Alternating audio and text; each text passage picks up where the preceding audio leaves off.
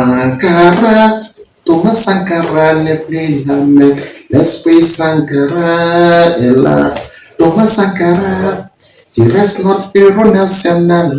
Pour le combat post-colonial, tu es resté toujours impérial face aux impérialistes. Yes, I. Marley d'Or en 2022, ses chansons sont des hits. De Belle-Mère en passant par Sunguruba, mesdames et messieurs, Rickson Dolex est notre invité dans Showbiz. Merci de nous rester fidèles sur GM Communication.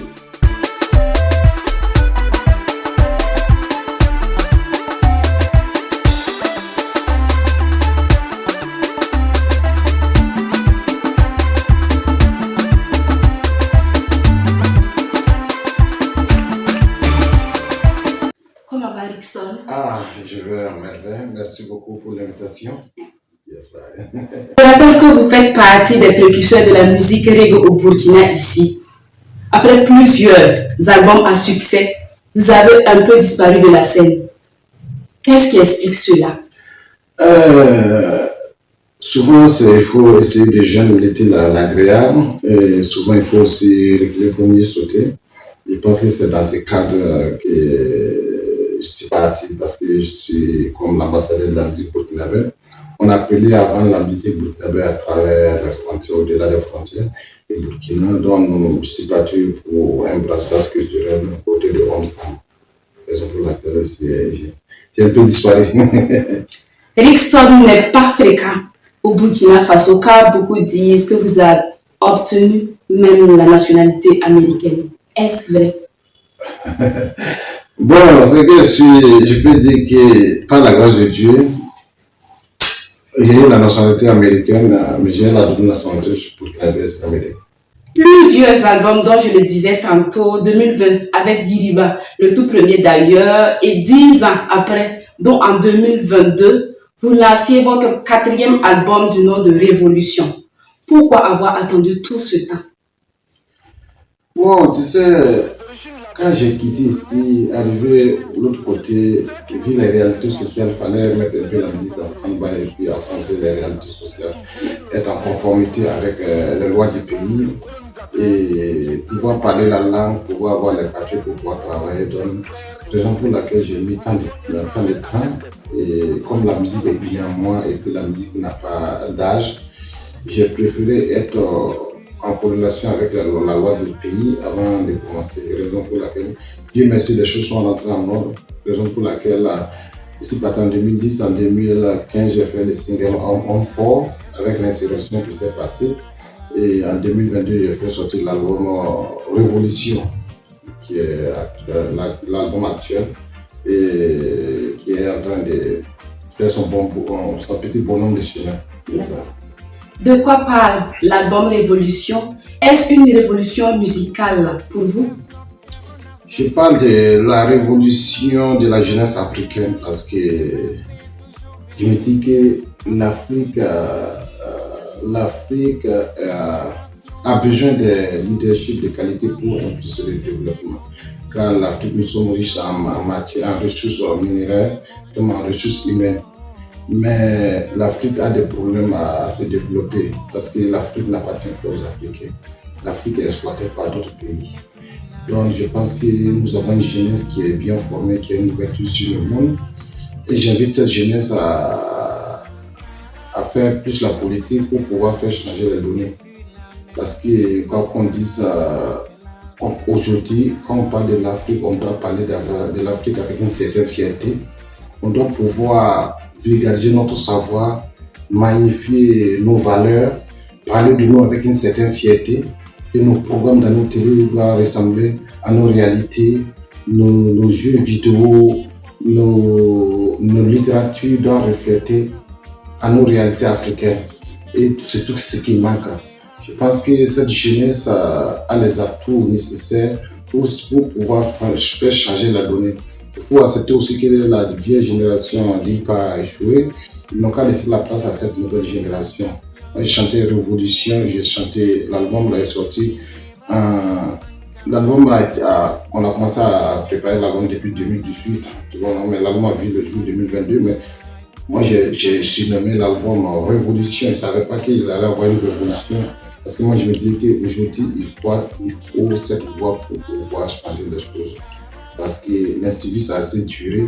Il faut un système répressif pour pouvoir mener les gens à la raison. Donc, cette vision, c'est ça. Et je pense que Thomas Sankara était l'exemple d'un leadership de qualité. Donc, c'est la raison pour laquelle j'ai composé un morceau sur Thomas Sankara dans l'album. Quels sont les projets futurs autour de cet album? Bon, on continue toujours la promotion et puis on a les tournées en vie dans les différentes villes de Burkina et à travers le monde, comme au Canada, en France et puis aux États-Unis. Ouais, c'est ça. Puis dans la sous-région, on va continuer la promotion côté Côte d'Ivoire, Bénin, Lomé et Mali. Yes. Je rappelle que cet album est composé de 10 titres, Ouais. dont un clip intitulé Thomas Sankara. Ouais. Dans cette chanson, vous dites, je cite, Thomas Sankara n'est plus là, mais l'esprit Thomas Sankara est là. De quoi voulez-vous parler exactement? Ouais, mais comme je l'ai dit, Sankara, quand on parle de Sankara, c'est toute une philosophie parce qu'on ne peut pas définir l'homme. On ne peut pas le définir parce que Sankara, c'est le goût de l'effort, c'est le goût du travail. C'est une grande culture personnelle. C'est un président qui est dévoué à son pays, à son peuple, qui a pris le pouvoir dans les années 80, qu'on a tendance à dire que c'est les années perdues. Parce qu'en ce temps, les prix des matières premières étaient trop bas et il n'y avait pas les matières premières comme l'or, le pétrole, mais en 3 ans seulement, il a atteint l'autosuffisance alimentaire. Ça, c'est à saluer. Donc, et Sangara, c'est les panafricains, un panafricain qui prône pour l'unité africaine. Ils disent la richesse de l'Afrique doit appartenir aux Africains. Et ils disent que la seule manière de vivre, c'est de vivre africain. Consommons ce que nous produisions, tu vois, non? Et nos richesses doivent nous appartenir. Donc, non, je pense que Sangara, c'est toute une philosophie et moi, il était de mon devoir de conclure ce morceau parce que Sangara, avant de mourir, il a semé la graine et lui-même, il a dit après Thomas Sankara, il y aura des milliers et des milliers de Thomas Sankara. Et aujourd'hui, l'unité africaine, il dit que c'est pas une utopie parce que c'est les mêmes fils de Thomas Sankara qui vont libérer l'Afrique. Est-ce qu'aujourd'hui, Rickson a un staff qui s'occupe de sa carrière musicale lorsqu'il est hors du pays?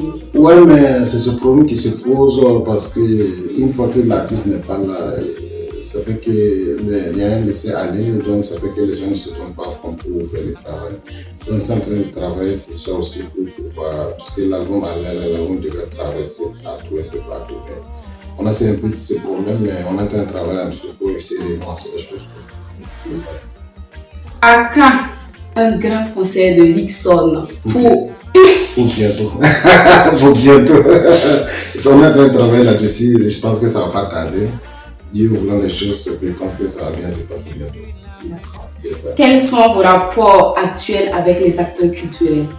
Ouais, mais je n'ai pas de problème avec aucun acteur culturel parce que on se bat toujours, c'est le même combat, on se bat pour faire lancer des choses, pour évoluer les choses. Donc moi, je sais si je peux apporter ma contribution pour faire avancer les choses, ça sera toujours le bienvenu. D'accord. Doucement, nous tirons vers la fin de notre entretien. Quel message avez-vous à l'endroit de vos fans? Ouais, j'ai dit, il faut croire à l'avenir, rien n'est possible, car Thomas Sankara dit tout ce qui est imaginable par l'homme est réalisable par l'homme. Il faut avoir la foi, il faut avoir la conviction de tout ce que tu fais, il faut croire en soi. Et je profite de l'occasion pour demander à Dieu pour qu'il puisse tendre la main pour apaiser les cœurs, pour que la paix puisse revenir au Burkina Faso, parce qu'aujourd'hui on a raté cette cohésion sociale qui est l'amour entre les hommes.